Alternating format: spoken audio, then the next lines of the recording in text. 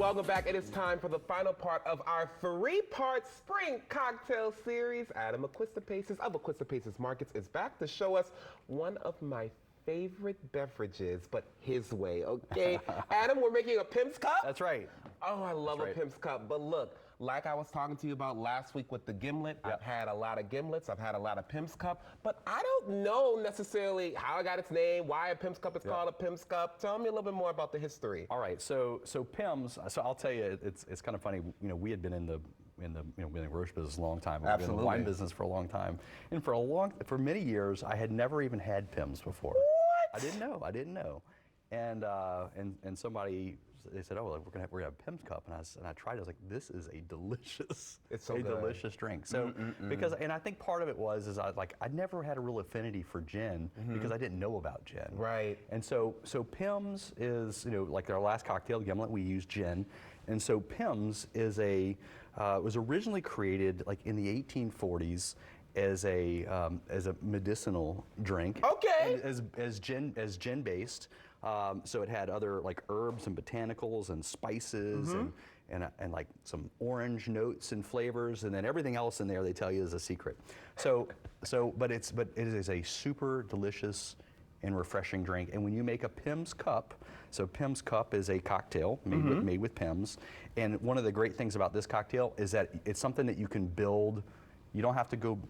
You don't need a lot of elaborate things. You like the shaker and all of that stuff. You can build it. You can just build it in the glass. And I love it because it's so simple. All you really need is 3 ingredients. That's right. Now the Pimm's cup, right? Yep. Obviously, we need the Pimm's right here. That's right. This is a flavored gin, or is it just a flavored liqueur? So gin is the base ingredient of Pimm's, and gin, like we talked about before, gin is a flavored vodka, flavored primarily with juniper, which is a berry. That's right. Juniper berries. So there's a lot going on in here. So you can just drink it by itself over ice if you really wanted to, but the Pimm's cup is a great way to drink it because we're using Pimm's, lime juice, and ginger ale or ginger beer. I like ginger beer, and I like something that's got a little bit of spiciness because that ginger in there, like it really livens up the drink. Yes. And then when you put bubble in it, because it's carbonated, bubbles give a perception of dryness because there's some sweetness in here, there's tart in here, but when you put bubbles in it, it elevates it to a whole different level.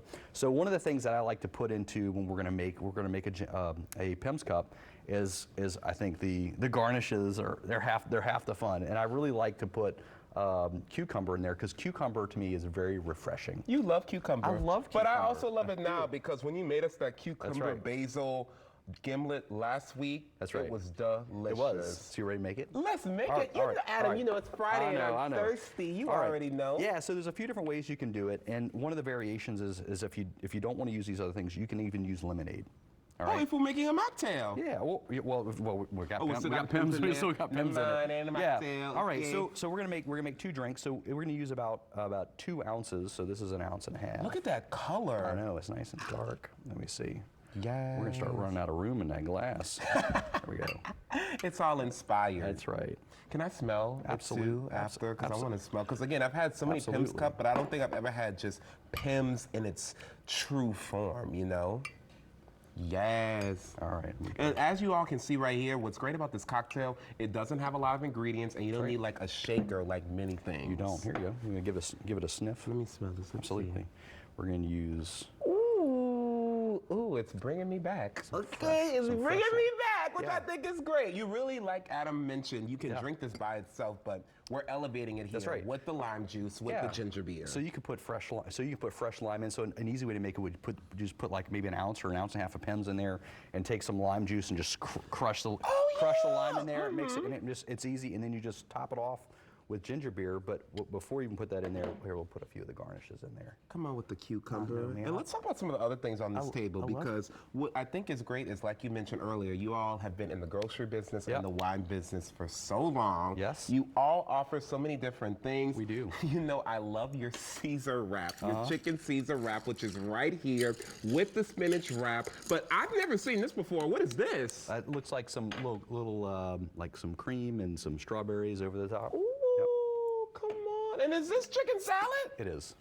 You better stop. Oh, spring is here. So we just top it with the ginger beer. That's it. Oh, this is delicious. Sonny, who's a member of his team. This is delicious. I like that the cracker's a little savory. Yep. But then we're getting that cream and the strawberry on top. And look at these garnishes. Oh my goodness. Looks pretty. It's about to overflow. No such thing. You want your cocktail to overflow. That's okay? Oh, that is so good. And so you can really pile a lot of stuff in there, and you can make it a little bit, and you can use a little bit less in there, and really kind of play with it. Where you can even put even more ginger beer if you want to make it a little bit lighter, a little bit more ginger beer. We don't want that. All right, we fair want enough. it stronger. All right, and fair this is a fruit salad on top. Y'all see It this? is, Okay, it that is. means it's healthy for you. That's okay, right. so have to. Let's try this. Let's see.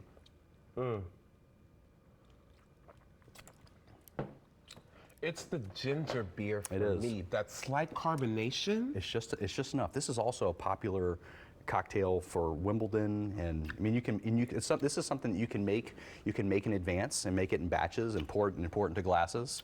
And if depending on how much you like, you can lower or raise the amount of Pimms in the drink. So if you like Pimms, or if you're like, you know what, I want to make it a little bit lighter, you just put a little bit less Pimms.